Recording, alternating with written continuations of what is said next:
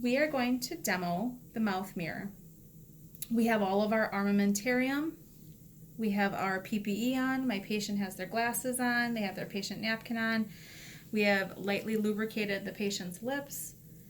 We have our tray close by. We have our light close by. And we're in a proper operator position.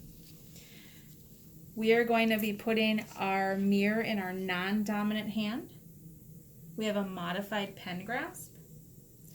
You need to have a fulcrum. It can be a hard tissue fulcrum or a soft tissue fulcrum, but you need to have a fulcrum. It's important to remember you don't want to stroke and clink on the teeth of your patient. That's uncomfortable. You also want to be careful when you're retracting and you're working in the back that you're not laying the hard side of the mirror onto that soft tissue, because that's also very uncomfortable for your patient. You'll need to be able to demonstrate and identify some teeth. You'll need to identify and be able to work in different areas using retraction. So retraction is where you will move the cheek, being careful that we're not pulling too hard on the corner of the mouth, we're not resting on the soft tissue, and that you have and maintain a fulcrum. You can retract lips and cheeks. You can also retract the tongue. Again, I'm fulcruming on the side, soft tissue fulcrum, and I'm moving gently without leaning on that attached gingiva that hurts. You'll use it for indirect vision.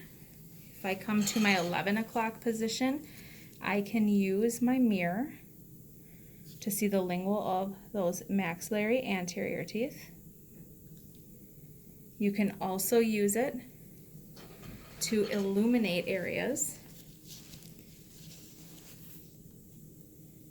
If you can see on the palette, there's the spotlight. So I'm taking the light and bouncing it off of my mirror to illuminate the area that I'm looking at, which is the lingual of 14.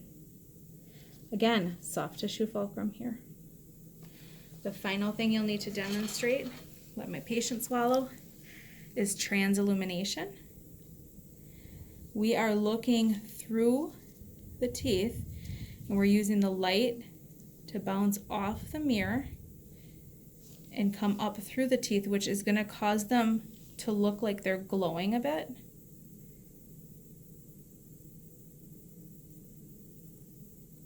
There we go. This allows us to look for deposit, caries, cracks, and restorations. And that's how you use your mouth mirror. For your process, you will need to be able to identify specific teeth and the line angles. So this would be tooth number 19, mesiolingual line angle. Just a reminder, if your mirror gets dirty, use a gauze to clean it off. You never want to use your patient napkin.